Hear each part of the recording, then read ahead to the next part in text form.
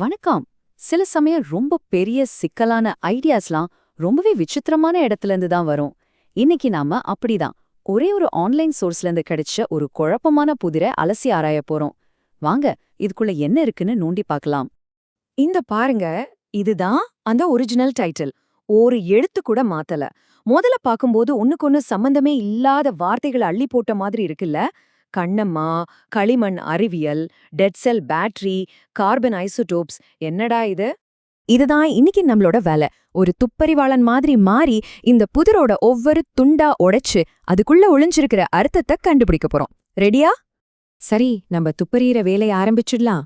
முதல்ல இந்த டைட்டிலோட மையத்துல இருக்கிற ஆனா ஒண்ணுக்கொண்ணு முரணா தெரியற ரெண்டு விஷயத்த பாப்போம். களிமண்ணும் செத்துப்போன பேட்டரிகளும். முதல்ல களிமண் அறிவியல்னா என்ன? இந்த வார்த்தையை கேட்டாலே பல 1000 வருஷமா நாம பயன்படுத்துற களிமண் மாதிரி ஒரு பழமையான பொருளுக்கும் புது டெக்னாலஜிக்கும் நடுவுல ஒரு பாலத்தை கட்ட முயற்சி பண்ற மாதிரி தெரியுது இல்லையா? அடுத்து டெட் செல் பேட்டரி. இது நம்ம எல்லாருக்கும் தெரிஞ்ச ஒண்ணுதான். ஒரு தடவை யூஸ் பண்ணிட்டு வேலை செய்யாம தூக்கி போடுற பேட்டரி. சொல்லப்போனா இதுதான் நம்ம புதிரோட ஆரம்ப புள்ளி, அதாவது பிரச்சனை. இப்போ இங்கதான் ஒரு சுவாரஸ்யமான விஷயமே இருக்கு. அந்த டைட்டில் சொல்ற முக்கியமான சவாலே இதுதான் நினைக்கிறேன். அதாவது செத்துப்போன ஒரு பிரயோஜனமும் இல்லாத ஒரு பொருளை எப்படி உயிருள்ள வேலை செய்யற ஒன்னா மாத்துறது. இது எப்படிங்க சாத்தியம்?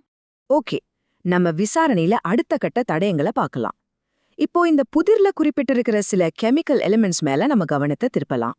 சிம்பிளா சொல்லணும்னா ஐசோடோப்ஸ்னா ஒரே எலிமெண்டோட வெவ்வேறு வெர்ஷன்ஸ். இங்க நம்ம கிட்ட இருக்கிற அந்த டைட்டில் கார்பனோட 3 குறிப்பிட்ட வடிவங்களை சொல்லுது. இது ரொம்ப முக்கியமான க்ளூ. இந்த சார்ட் அந்த டைட்டில்ல இருந்த ஒரு டேட்டாவை ரொம்ப தெளிவா காட்டுது.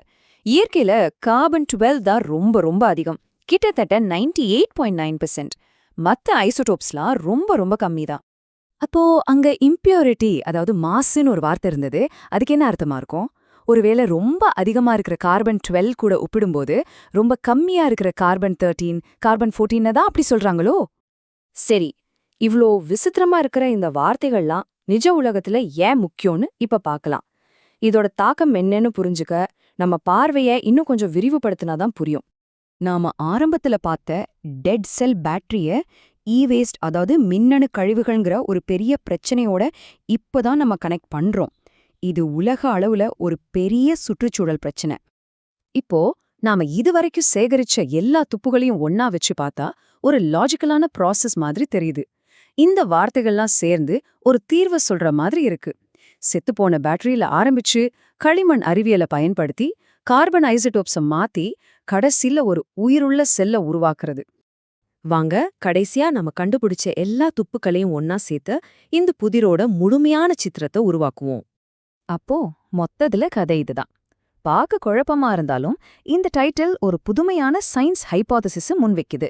அதாவது களிமண்ணை வச்சு செத்துப்போன பேட்டரிக்குள்ள இருக்கிற கார்பனோட தன்மையை மாத்தி அதுக்கு மறுபடியும் உயிர் கொடுத்து கடைசியா இந்த வேஸ்ட் பிரச்சனையை குறைக்கிறது தான் இதோட ஐடியாவா இருக்கணும். பாத்தீங்களா, ஒரு சிம்பிளான ஆனா குழப்பமான யூடியூப் டைட்டில்ல இருந்து எவ்ளோ பெரிய ஒரு அறிவியல் கேள்விக்கு வந்திருக்கோன்னு. இன்னோவேஷன்னா என்னன்னு இது நம்மள யோசிக்க வைக்குது இல்லையா? சில சமயம் பெரிய பெரிய பதிலெல்லாம் நாம எதிர்பார்க்காத இடத்துல தான் ஒளிஞ்சிருக்கும் போல. சரி, அடுத்த பகுப்பாய்வுல சந்திப்போம்.